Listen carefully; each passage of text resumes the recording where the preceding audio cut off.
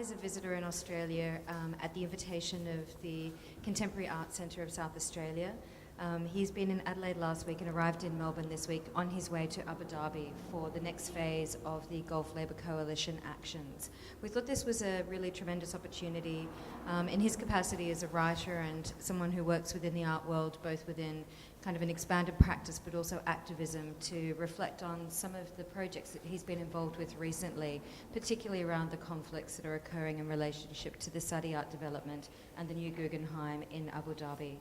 There's some really important questions that have been raised at this time around the convergence and complicities of how art can have efficacy as a form for political action in a public space and sustained campaigns for making change to policy over time. And we thought, given the current context, that we wanted to provide this platform for this discussion. So I will hand over to Guy, and there will be time for you to ask him questions at the end. Thank you. Thanks, Alexia.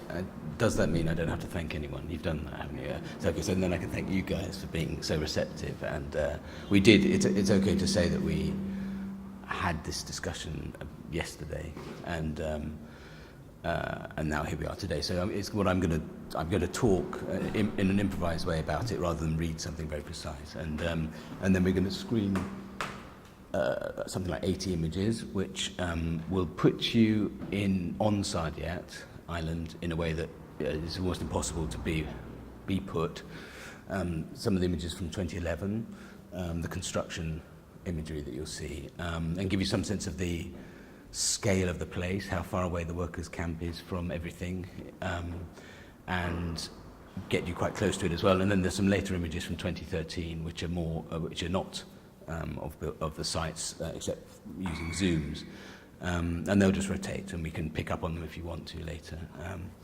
What I would say is that this is what I'm going to describe is a particular condition, on Saadiyat in Abu Dhabi, with a focus on a very small number of particular buildings and institutions, and a particular response to that, which is the GulfLabor Coalition campaign. And then we'll come back around to potential wider issues perhaps later, or if you have any questions. So I should... yes. So I don't know how much you know or don't know about Saadiyat. So I'll just give you some stats, really. It's part of the UAE's and the Gulf's attempts to think through a post-oil life, economy, and so on. Saadiyat is an area of something like, I think it's 27 square kilometers, a big island, right next to central Abu Dhabi itself. It has a motorway that runs across the middle of it. And you can see that, well, there you are. There it is. Where that bridge is there is the naval base in Abu Dhabi, where it says E12 roughly. You will see it, you'll gather this as we go along, but I may as well just tell you that north of that, the E12 line is where the institutions are, where the golf courses are, where the fancy hotels are, and south of it here, at present, there's an NYU campus there, in the middle there, and that's the workers' camp there. That's about 2 kilometres from the motorway there. And today you can't, it's absolutely forbidden to go there without special permission. And obviously the aim of the thing is they're building 27 hotels, or 29 hotels, I think, 4 or 5 very major cultural institutions, and the NYU campus. And obviously what it is about is trying to invest oil revenues in a future which would include a tourist-driven cultural element. And the numbers from Dubai do suggest that it's a plan that might work. And so one of the things that's worth saying is I personally, and also I think most people in the sort of central group has formed in the centre of the GulfLabor, have no kind of animosity. It's quite important to say this at the beginning. No great animosity, if any, really, for Abu Dhabi, for the UAE, for the Gulf. We may have views. I do have views, and we can come back to that. But and no animus really for the Guggenheim. I used to love the Guggenheim in the old days, and now I spend quite a lot of my time criticising it heavily and annoying them. Or the British Museum, which is also involved. I have hesitations around criticising any country that wants to build a national museum, tell its own story. I don't particularly hate Norman Foster, who's designing that building, or Frank Gehry, you know, so it's not about those things.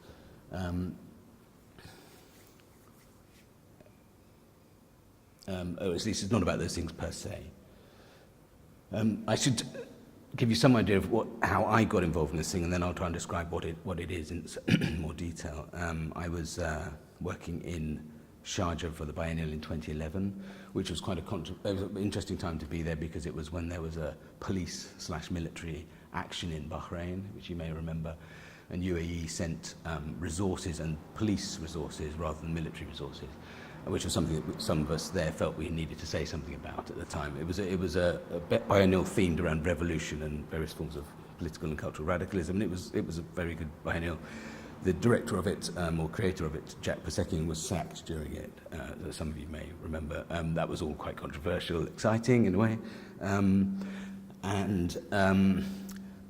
A number of the kinds of artists that the Guggenheim is aspiring to have in their collection in the building that they've sort of started to build there were in that part of that biennial, Walid Rad, Amni Jazir, and a number of other people. The Guggenheim's plan originally in 0809 was to build a 30,000 square metre building, huge building, with its own store, its own collection. Their other museums don't have their own collections. Of kind of modern/contemporary Manasseh region artists. What's happened in the last 2 or 3 years is that they've added another element of a kind of historical art collection to it as well. And so I met Walid for the first time actually in 2011 there, and what happened was that the attempts to communicate with the Guggenheim, which had been going on for a few months prior to that, had kind of just dried up and turned into silence. And so the New York Times ran a piece whilst we were all there in March 2011, announcing this, the public phase of this petition, which is really all it was at the beginning, and sort of potential campaign. And by overnight, there's a body called the TDIC, which is Tourist Development. They're sort of developers, government developers in Abu Dhabi, and they oversee Saadiyat. And they have been working there for several years, since at least 08, as have people from Guggenheim who've been on payrolls, nosing around, looking at art, buying art, and commissioning art, and so on. They asked us if we would go over and inspect the workers' camps, because they said they had responded to the Human Rights Watch's pretty scathing report about it in recent months, and it was much better now, and would we come and inspect it, and also go and have a look at some of the architectural sites, literally sites. So they sent cars over, and some of us went, 7 or 8 of us, Emily, Walid, Hans Hacker, Naeem Mahuman, me, and Doug Ashford, and this is the beginning of my own involvement in it. So we did that. We went to the camp and went inside the camp. Obviously, it's a guided tour, and obviously, no one is even slightly likely to speak freely in those circumstances. But one of the things that happened was we walked around. These are metal-walled containers, effectively, with AC units that leak and fans, and it's very confined. It's exactly what you'd expect, probably. But the Saadiyat, it was called the SC Construction Village, and now it's called the Accommodation Village. So the SAV was opened in March 2010, and it is, by the way, the kind of the Ritz of workers' camps in the region. It's by far the best of all of them, and it's a kind of a show camp in some ways as well. It can house up to 40,000 men. It is all men working there. When we were there were about 16,000, which already felt they weren't all there because it was before the end of the day. But nevertheless, the first thing you think is that this would be very, very, very, very cramped indeed. A hideous place to be with 39,999 other people. But the context of it was that they asked specifically if there were any things we thought they could improve or tackle, and there really are. There weren't any, and so in one sense we've all felt a little bit undermined by that experience. But what it introduces to was the point really of the whole issue, which is it's not really the camp. That the camp is important. The living conditions are obviously important, but the big point is how people get there or end up there.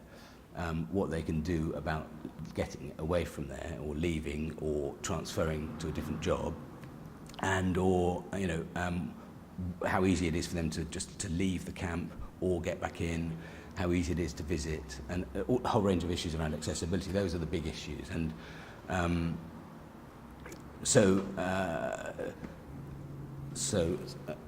I would just step back a little bit to the beginning of where GulfLabor as a coalition came from, which was really in a conversation in Beirut Homeworks in 2010, where some of the people who were still a core group had a conversation and then wrote a letter to the Guggenheim, to Richard Armstrong and Nancy Spector, arguing that or advocating that they take seriously the migrant workers' conditions of work and accommodation, and invest some ambition in raising the standards, because the Guggenheim like to talk about the Abu Dhabi project as a beacon of cultural values and sort of civilizational values, and so the obvious point we were trying to make was that you might want to consider making a beacon of workers' conditions, really, and to use it as of course the most that could happen is that it would be potentially the best example of the best example in the region, and then others would have to kind of catch up with it. But that was the main point. And then at first they showed willing and kind of played us off a bit. Then they went silent. Then we went public, and then began another longer process through 2011 into 2012 of having quite a lot of meetings with them, quite a lot of discussions about some of the objectives of GulfLabor, which included things like Abu Dhabi had just established a new set of regulations called the EPP documents, specific to Saadiyat, and in there they're just regulations, they're like a sort of company's regulations, really. There's no legal backup to any of them, and they, for example, oblige all contractors to house their workers in this special camp, but there is no penalty for them not housing their workers there, and they don't chase it down to the level of subcontractors, which is where all the problems are.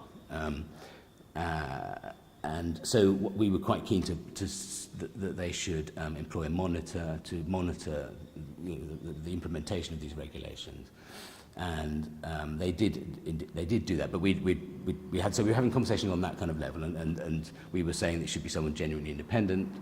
These people are always pretty compromised, but one of the core members is I think he's a professor at NYU in New York, Andrew Ross, who has spent his entire career researching these sorts of things, so he kind of knows what he's talking about. And so we gave them an alternative list of monitors that they could use who would have some independence, and they ignored that and went and chose PricewaterhouseCoopers, who are probably the most compromised of all the monitors in the region, because they have relations with contractors who are working there and other authorities. Anyway,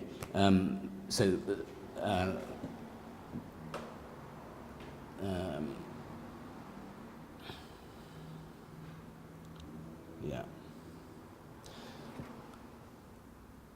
So nevertheless, despite that, what's been quite interesting is that they spent a year putting together a report and then released it late. When it was published finally in autumn of 2012, it had answers from the government in it, which is not a good sign. But it did report some facts that were very useful which, for instance, they reported on the conditions of the camps and various small but real problems around leaky roofs and leaky air conditions and things. But they reported in their first report that, for example, there's the proportion of people whose passports have been retained, and they also reported, for example, the proportion of people who had paid recruitment fees to get the job that has landed them in the workers' camp. And in that report in 2012, for example, so remember these are the official compromise monitors employed by the government. They revealed that 75% of the workers in the camp had paid recruitment fees, which were illegal in UAE, to get there. And there's some stats that you'll see up here about that. And relocation fees are a high proportion. So that's kind of dynamite in a way, because there are international laws that relate to those sorts of issues. But Human Rights Watch wrote us in their report, they use the high proportion of recruitment fees to describe. They wrote something like it's the single biggest element in creating conditions of forced labour. And forced labour, and that's a definition linked to a chapter in the ILO Convention, which UAE is a signatory of.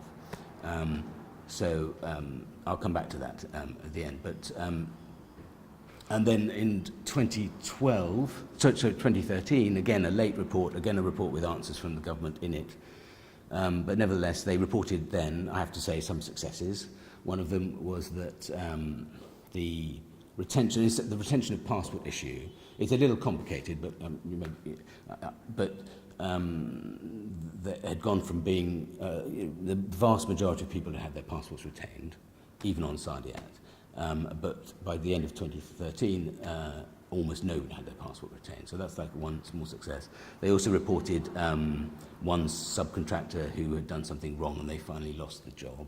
And they also reported that quite an extensive program of works to upgrade the existing Saadiyat workers' camp is ongoing, and they reported on progress on that. So these are not nothing. I mean, I think I should say that to have built the camp in the first place, to have regulations, to employ monitors, to have some small successes is not nothing. But they also reported that in November 2013, 86% of workers now were saying that they'd paid recruitment fees, and 95% have paid relocation fees. So that's something again I'll come back to. Perhaps what I should say a little bit about is this particular thing called the 52 Weeks Of campaign, which we at GulfLabor started last October, because by sort of early 2013, these communications with the Guggenheim had kind of dried up, and they had started to be, I have to be careful with my use of words because we're talking about private correspondence, which I may or may not have seen, but have become, out and out belligerent and kind of mocking of everyone involved in our efforts to draw attention to their disinterest in taking any responsibility for their project. So we were trying to work out what to do. So we came up with this campaign of 52 weeks, which would is just an image that's put up every week by an artist, or very loosely defined, an artist-writer group, which is an image that would link to either a piece of work or a poster or an action or a film or anything actually, but as long as it ended up being an image, and it goes out to a small, handful of thousand people, and it has had the effect. So we're about halfway into this year now, and it involves artists that you'll know of, maybe some groups you may have heard of, and people that I've never heard of, and it's having a nice effect because everybody knows about it, and at least in Europe, it gets mentioned quite often. It doesn't. It also causes discomfort to a lot of people, but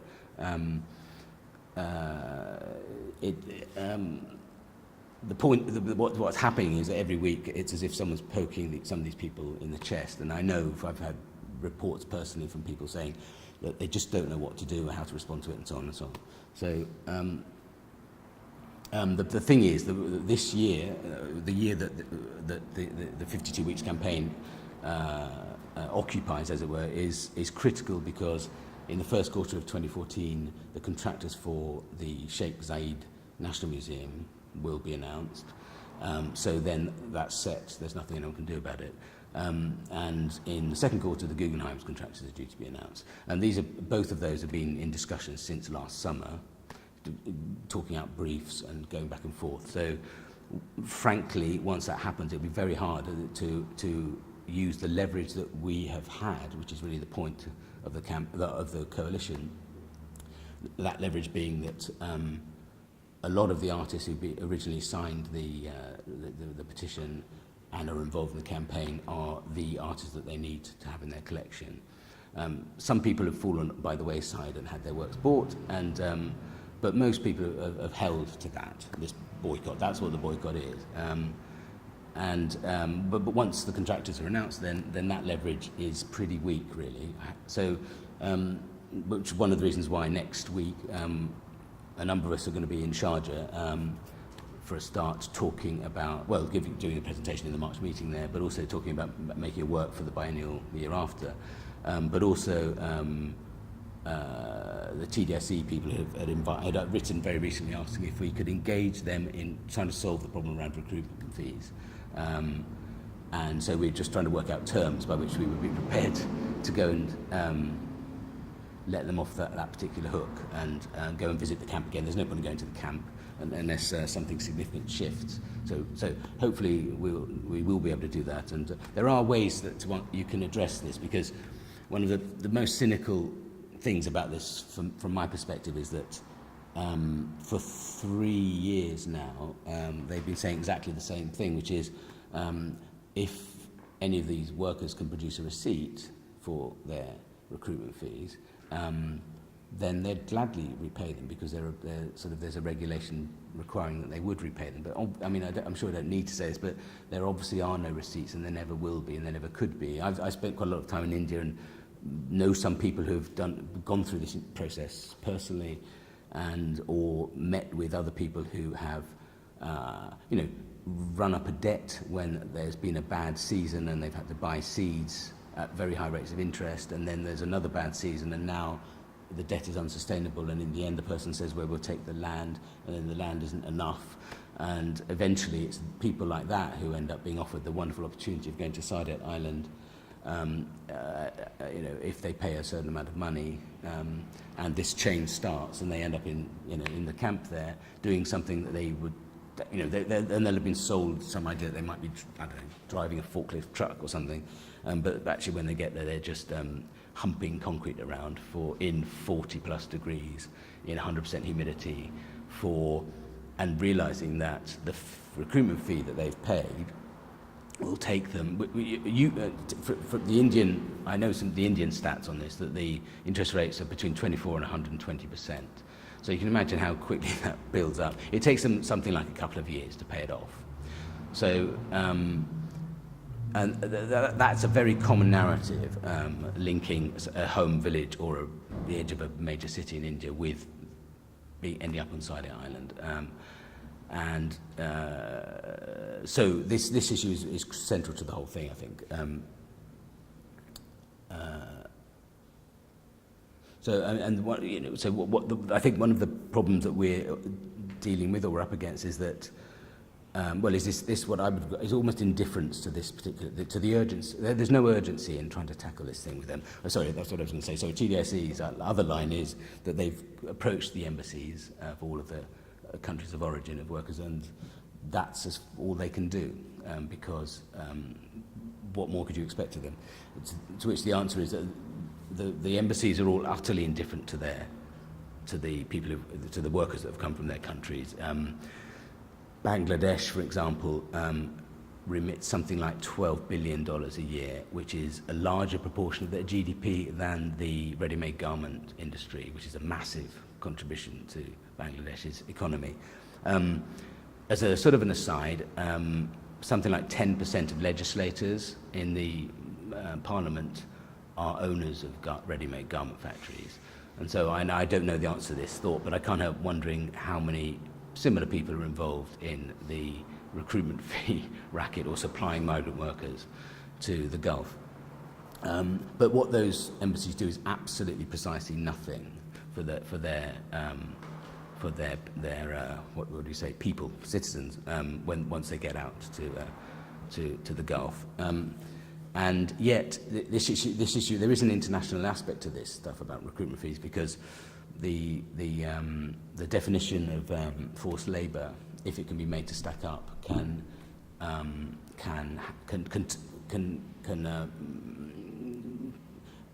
is something that the ILO as an international body can act upon. They're very slow to do anything, but there is at present an investigation which we essentially instigated with another signatory body. You have to be a signatory to the ILO yourself to be able to make a complaint against another signatory. And without saying, I can't say a huge amount about it really, especially not on this thing. But I believe that there's a lot of work going on right now to put together a complaint this coming year. There was the origin of a lot of, I don't know if you saw a lot of publicity recently about Qatar and the World Cup there. That began with a complaint that went through to the ILO on these same grounds. So that's quite a serious thing if it locks off. I just want to say something about some of the other contexts and the wider elements that are in play. Personally, I'm interested in the role of architects, the architects involved. So these buildings involve Raphael Vinoli, who built the NYU campus, which is very nearly finished. So the legacy there is a legacy of forced labour. It's done. The Louvre is being built now, Jean Nouvel, and then the Guggenheim is designed by Frank Gehry, and the Norman Foster's designed the Sheikh Zayed National Museum. There is a Zaha Hadid building in the pipeline, but it's not. They're not actively pursuing it at the moment, but there's another building that she's designed for there as well, and Tadawanda. But Zaha Hadid, as some of you will have, well, all of you probably have heard her recently saying something like, she, as an architect, she has absolutely no responsibility for the people who build the building. There's nothing she could do about it, even if she did want to do something about it. And Jean Nouvel, in last November, was in Abu Dhabi, and someone asked him if he'd it crossed his mind to go and look at where the workers are living. And these are workers, by the way, there's a 24-hour construction cycle going on right now in the Louvre because of the sheer amount of concrete and sheer numbers of layers of concrete that they're having to build because the stores for the Louvre are under the water level there. So it's a really, really serious bit of engineering. It's engineered for 100 years of life, by the way, which is no doubt part of the cost of it. And he said, he said something like, no, there is nothing, nothing interested in this thing. So I find that pretty revolting, to be honest with you. Because think of it the other way around. Usually people like that make platitudinous gestures and make the point of going to workers' camp and taking a cake or something and get a photo opportunity. And of course it's stupid, but they're so far removed from even that kind of level of basic recognition of the situation. And I'm quite keen, and others are, to just to remind them of the responsibility and allow architects. I used to teach architects at the AA, where some of these architects were themselves. I think if you take responsibility, then you have a slightly more dignity, and I'm very keen to help architects recover some of the dignity of their profession by that means. I should say just something about this issue around recruitment fees again, because and just contextualise it a little bit, because there's some stats here about, they're old, the figures I think from 0809, where the Indian, and again they relate to India, the figures, the average recruitment fee is something like $3,000 then. And for me, the really resonant comparison is with the amount of money that the Louvre is paid every year for the coming 30 years for the use of their brand name alone. So every year Abu Dhabi pays them $17.5 million a year for the use of their brand name. The whole deal is worth quite a bit more than double that. But I think, for me, of course it doesn't work quite like this, but, I want to suggest that £17.5 million could be, retained for 1 year, and it would immediately solve the recruitment fee issue in the sense that very quick, it would eat up a very small part of that pot to allow all of the people who are working there to be just working there, and having made then a calculated sacrifice to do something that's going to be tough, going to be very distant from home, and so on and so on, but in some degree a calculated decision to make a sacrifice with various plans for outcomes, and that's what it's about really. Instead of which people are there unable to think or do anything, and engaged in a feeling of helplessness that will define their life. So anyway, the reason I'm mentioning that is just to demonstrate how extremely easy it is to solve that particular problem. It's not difficult. It's not a financial issue, that's for sure. There are some other members of the coalition, including an artist collective called Camp from Bombay, who have been working with doing various freedom of information requests and other things in coalitions with Indian unions to get the government to reveal lots of information about, any information actually, because none of the information is in the public domain about Indian migrant workers, or, for example, when people die, there's quite a high death rate, as you all know. The details around the deaths and what actually happened, or whether there was ever an autopsy or anything like that, is all completely opaque. And so they're trying to sort of tease some of these things out, which would also put some detail on this process of what happens when someone comes from a village in Gujarat and goes into the city and ends up getting out to the Gulf. They're trying to find out whether the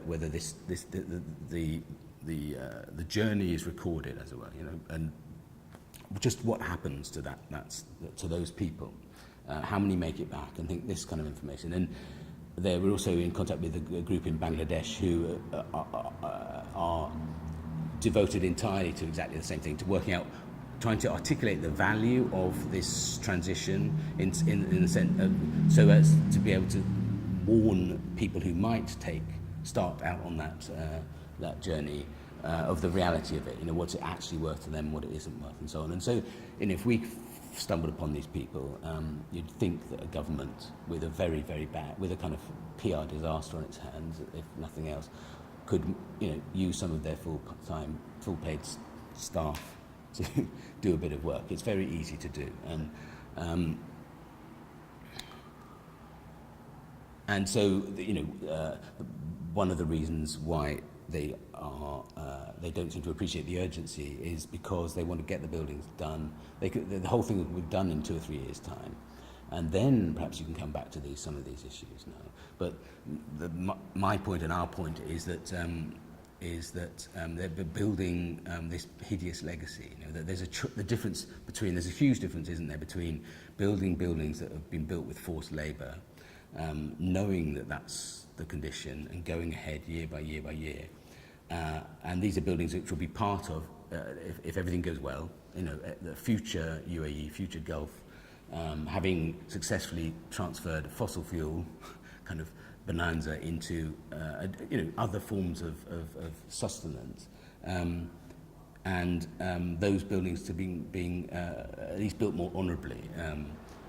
Because at the moment, for example, both the Guggenheim and the British Museum, who are advisors for the Sheikh Zayed National Museum,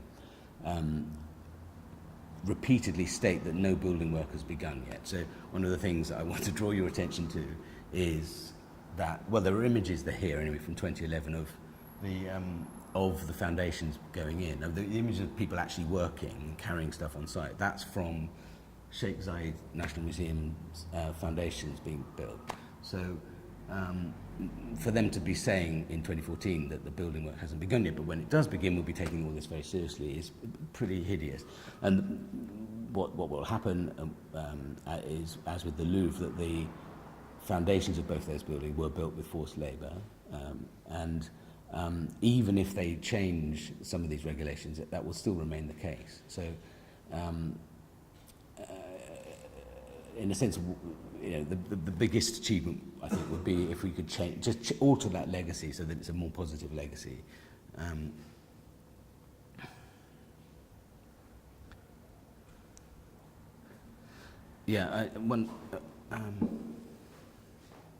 One other thing I would quite like to sort of say something about is the lessons from having been involved in this campaigning over the last 3 years, and because, as you'll imagine, there are a lot of people. What happens when you criticise Abu Dhabi? You find billions of people behind you shouting and screaming.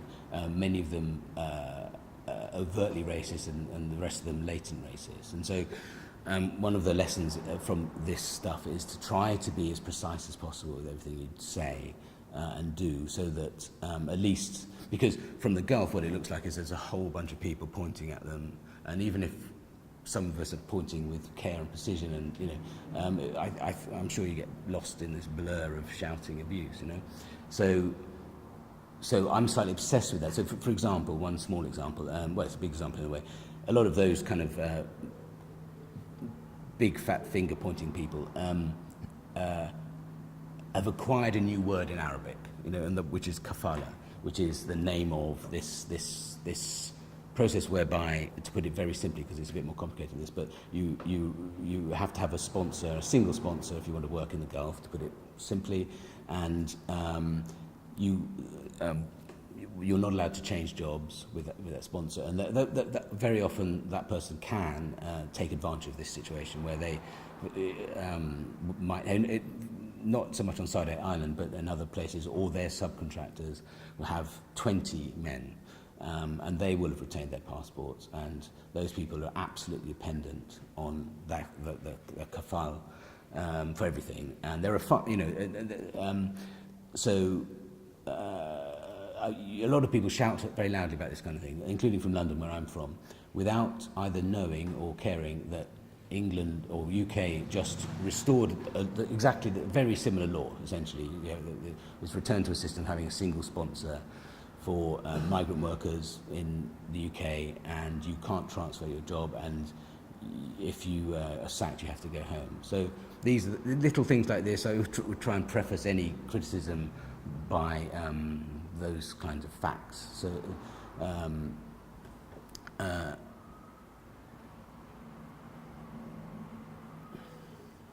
and for me, there's a larger element to that kind of thing, which is partly my modest contribution to the 52 Weeks campaign thing was to pick up on something that Agamben famously said a long time ago, about, to do with the refugees being an emblem of the 20th century in a certain sense. And my point is that I think migrant worker might be an equivalent in the 21st century to what he meant by that, which is quite a complicated set of things. But what he was advocating was that one should recognise oneself in the refugee. That was his famous argument now. And I would suggest that we recognise ourselves in these migrant workers who are apparently not like us. But I think in a world of globalized capital, I think we're all becoming migrant workers potentially. I have children. I'm fairly sure they'll be grubbing around with everybody else looking for work all over the world. So for me, that's really, really important, because once you do that, then these guys in their bus going to these hellholes are you and me and everyone we know. And for me, that's critically what it's all about.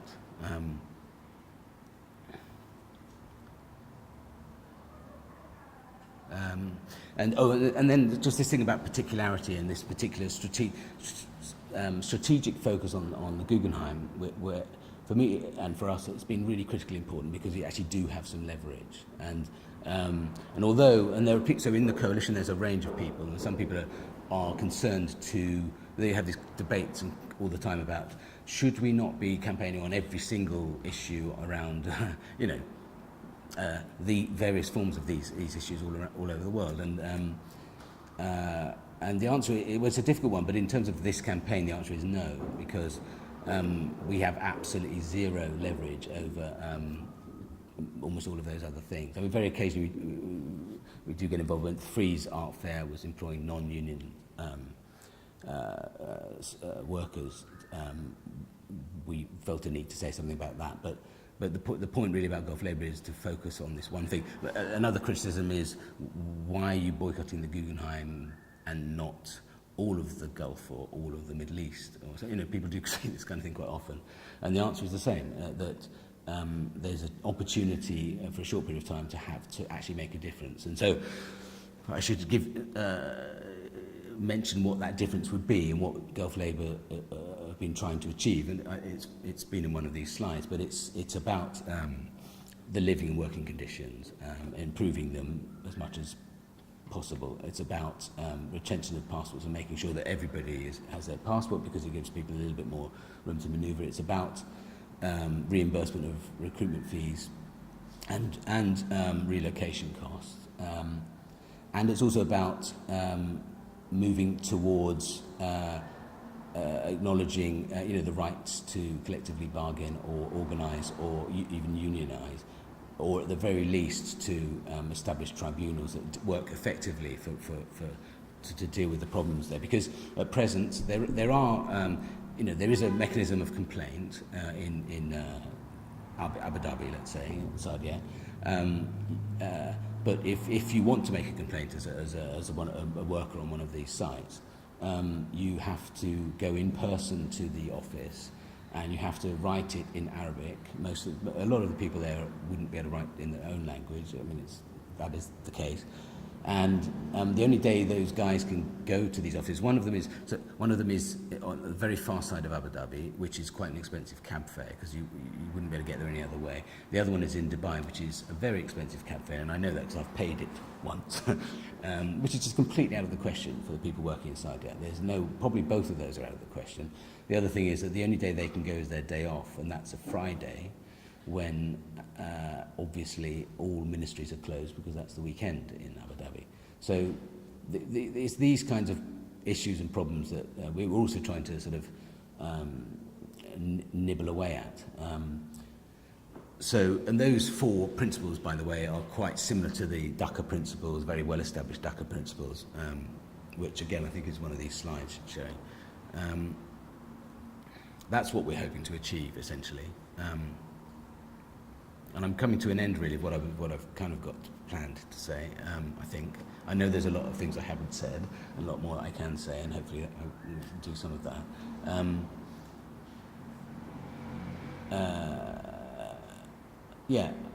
Maybe I'll stop there, or pause there. Anyway.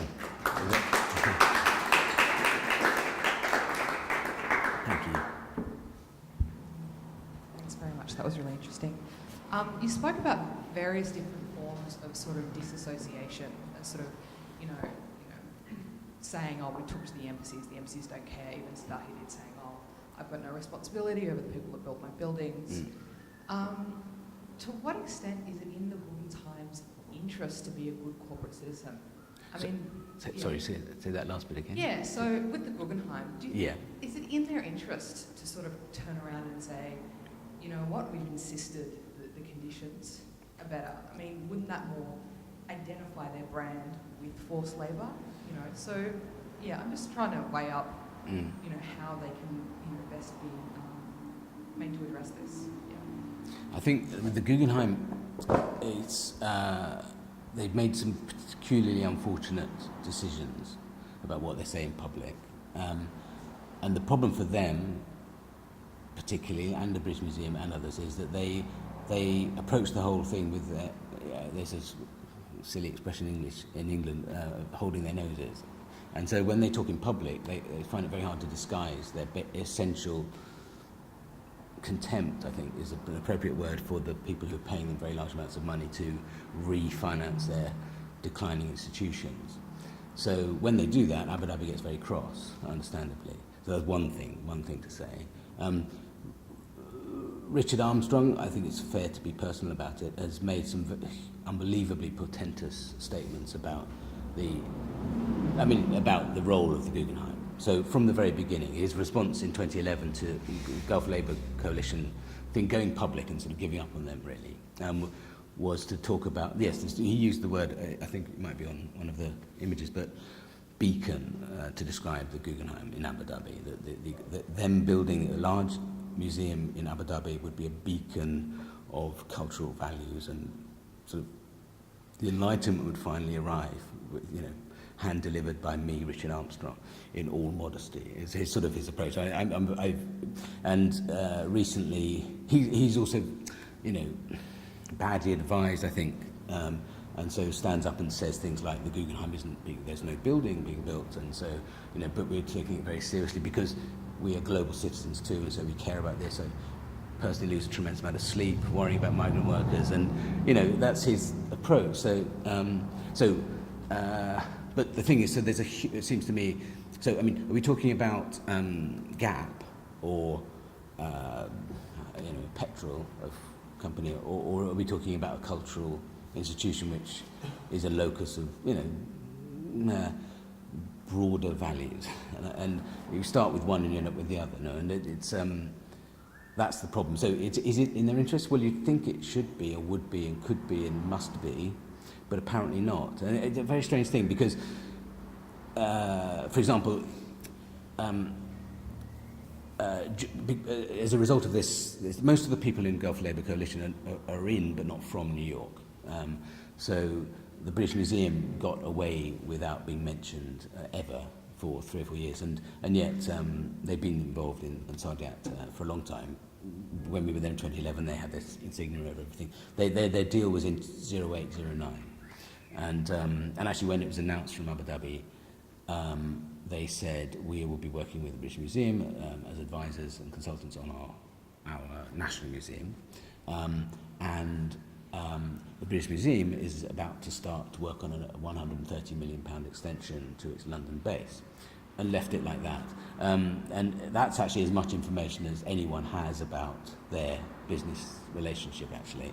So I was going to say, it's the same thing, that the British Museum is, for example, so at the end of last year, there was some press in the UK, and which quite a lot by the standards of these things, and for the first time the British Museum got mentioned quite a bit, and they got very, very nervous. So, and we have, and one thing to say, and I'll happily say this on film, is that we have, of course, what happens is you have people work officially and unofficially, people from UN bodies down to people working in the British Museum's project.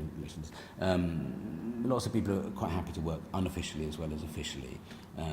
Lots of things are said deniably, some of the contacts are deniable, and you know, these things you have to take quite seriously. Lots of other negotiations and things have been going on which are in the this deniable context between Abu Dhabi and TDSE and GulfLabor in various ways. And we've always engaged everything in good faith. I mean, we're arguing amongst ourselves about the point of it and whether we should, but we always have said, well, let's just go along with this thing and see if it can possibly go anywhere. Knowing, well, you know, it's pretty unlikely, but we did all of those things. So, but of course, this is all in the sphere of the deniable. So it's a very long answer, but I'm getting there. And so the British Museum were quite happy to do nothing whatsoever about any of this until they got fingered, as we say. And they, in October, November last year, and then they had so we have moles everywhere, basically. So there's someone working in that team there. They had an emergency meeting. They told everyone not to talk to anybody, to say anything at all about the project. There's 20 to 25 people working on this for years there. They said, we will be coming up, we'll frame some answers to be able to give us responses to queries. And then what they did was, for the first time, they sent 2 people to go and have a look at a construction workers' camp. Because and then they released a statement which was very disingenuous, and again described the situation in November last year. You've been looking at their site, the site they're involved in, saying that construction hasn't begun yet, but again, it does. We'll take it very seriously. Before that, I had sort of personally approached them because of some contacts. Not the mole, but someone openly I have some contacts with, suggesting that that we took a different approach, and I used the example of the Guggenheim being something we'd had conversations and meetings with, but then they got kind of super defensive and sort of backed away, and then very aggressive. And I'd said, why don't we? This is just beginning now. Why don't we take a different approach? I think we could have. Very happy to have a conversation rather than a campaign event. It can include campaigning elements, but you would appoint some people, and it would be that kind of thing, so that you air the issues. Because I think that this is one of the really big things that just talking about it is a very different thing to do in the Gulf. It's not open, and of course there are good cultural reasons for this. But I'm an advocate of talking things out. So even if that means as a mainstream press coverage which doesn't really get into the nitty-gritty and doesn't have any politics as such, doesn't have a kind of a radical politics, let's say, it's still worth having a pretty sort of innocuous report, because otherwise there's nothing, and so that's my feeling about it. So anyway, they made no response to that pitch, and so then that's what's been going on, lots of that kind of thing. So then you step back and think, well, okay, well, right, all right, we'll do it the other way and make as much noise as we can, kind of thing. And I think that it does contaminate, particularly a museum like the Guggenheim. Even on the level, I don't know, even on the, for me, it's the way in which the word Guggenheim means something completely different to me now because of this experience, that it used to be this place I remember going to and loving and marvelling at that amazing building and so on, and now you realise that there's a cynicism about it. It's really about brand extension, and you probably know the history. There was this, I forget the name of the guy, the previous director was really keen on putting Guggenheims all around the world, and there's one in Helsinki, supposedly, especially one in St. Petersburg and so on, and those are both not dead, actually, as ideas. The Helsinki one was on, then it was off, and then it was on. I think it's been off twice. I'm not sure how many times it's been on, but and of course what happens then, you compromise, you're engaging in global movements of capital and commodity, and maybe forgetting some of these other reasons for being in existence in the first place. I think that's obviously what's happening. And the British Museum prides themselves on, they have got a fairly good record of, for example, lending things to countries that are, they lent some, I know they lent some, I don't know the whole detail about this, but what I do know is they lent Iranian cultural artifacts back to Iran during the period when they could have been classified as breaking the various boycott, what's the word?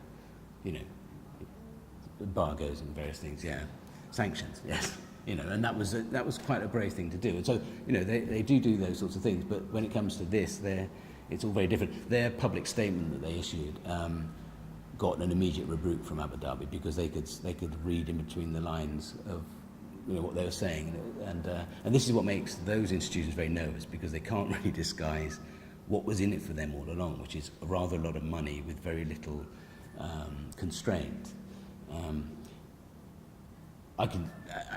The British Museum, I'm told by someone who's working on this project, hasn't got very much that they can genuinely describe as being UAE. They don't actually have many objects to lend them at high rates. So they have been fishing around the museum and collection to find other things that you could arguably link to the UAE, so that they can get as much money from them as possible. And their role is it's a very canny way of avoiding the Guggenheim's problem. Their role is to lend objects, design the context in which the objects will sit, and design an education program that will sort of animate the object and the space. And that is, which means they're very cleverly built themselves into the essence of the building without building the building. So that's my answer. My question is regarding the age of the fossil worker. The age? Yeah, I noticed some of them very young. Like, if there is among them under 18 or very old, just. I don't know, actually, because one of the things that runs through the whole of this stuff is that is the poverty of the data, if I can use that kind of hideous way of putting it, but which meaning exactly what you were saying, which starts with there isn't an official lock-offable population figure for the UAE at all, let alone, but what is widely known, and it fluctuates, of course, is that something like 90% of the population are migrant in the UAE. So then it works down to this exactly this kind of level. There's a lot of, at least on Saadiyat, the people tend to, they're definitely quite young. I don't know if they're underage. I don't know if it would extend to that. I wouldn't be surprised, but obviously, but up to, sorry. There is no statistic. No, but essentially not. Yes. There is no archive. No. So I don't know if you picked up on the thing that in the Qatar, and again, I'm not going to be 100%. I'm not going to quote the stuff at you, but and I'd have to get this right. I think it was the Indian Embassy or High Commission that said, those deaths, the rates of deaths from the migrant workers in I think it was in Qatar actually, in this particular instance, are only average mortality rates, without saying that he's comparing the entire population from birth through to, to old age, with this quotient of young men, nearly always going, young men at the peak of their lives going and dying in Qatar. So this kind of looseness. The GulfLabor Coalition has 2,000 signatories and 17 core members. And I just wonder how you, as a group over 3 years now, looking at a much longer organised association, have found ways to work with meaning and efficacy around these issues, and how we negotiate the kind of group itself, and what platforms do you find, there's convergence that actually is effective? That's a good question. It's which opens up onto a number of things, but it's so how do I say it? It's a slow burn, actually. I mean, apart from the original core people who are already directly involved, which was a kind of powerful, strong group, let's say. Adding to that has been quite slow, actually, and but it's notable that there's a light use of social media, because there are some people in the group who think that Facebook is worse than the Guggenheim. So these negotiating these things. And has drawing more people in, and one measure might be the kinds of things we're asked to do, or the requests that come in, and there's quite a lot of from all around the world. I mean, I know at the moment there's a request in Slovenia and in Toronto to go and talk about GulfLabor or present in some way, and I did one in Oslo, and I did one in the West Country in England. I suppose I'm doing it now. So this is the one way to get this stuff out there. And then obviously that makes other links and so on. I'm trying to be short as well as answer the question. One thing I will say, which sort of relates to that, I think, is that, for instance, I think what we're trying to do is to raise these issues so that people will talk about them and have slightly alter people's expectations when you hear that the Guggenheim is building in Sydney, let's say. What would you be entitled to expect from that as a process, and so on and so on. And I think that's partly, it doesn't say it anywhere on the website, but that is, I think, part of the point of it. So and so, for example, maybe a short way of saying this is that to get to the point where an architect like Zaha Hadid doesn't say what she just said recently. I've always admired Zaha Hadid and but it would be really nice if she or Neville, can no longer say that they have no responsibility whatsoever for the buildings that they're building or the conditions with which the buildings are being built. Which is maybe doesn't answer your point exactly. But I mean, one thing that's sort of not being said, and maybe it's okay to say this at this point, is that there's a degree of controversy, as you all know much better than I, around this biennial, and I have nothing. I can't say anything about it. I don't know anything about. I don't have anything like enough information to say anything, and I'm not going to say anything about it. But nevertheless, this kind of conversation, this is in a way is what I think is a useful way of airing some of these sorts of issues, which are, because it's often very, very complicated. From what I do understand about Sydney Biennial, it's much more complicated, and it's very unclear where leverage really would be. And the beauty, in a way, or the easy thing in a way for us, is that there was this very clear entry point. If you put everything on that, you might achieve some, small change. And I think, of course, we all want to change the world, and we all should want to change the world, and we always will want to change everything, preferably by tomorrow morning. But in the meantime, shifting the whole thing in Abu Dhabi a little bit, so that if you could, I think retention of passports isn't enough. So if you could convince them that they really do have responsibility for the whole process by which there's someone who's working here, that would be really great. And it would also be a compromise, And it's always a bit sickening to end up with a compromise, but actually, that would be a fantastic thing to have achieved. So, so the other last response to that would be that then what you really are doing is establishing precedents.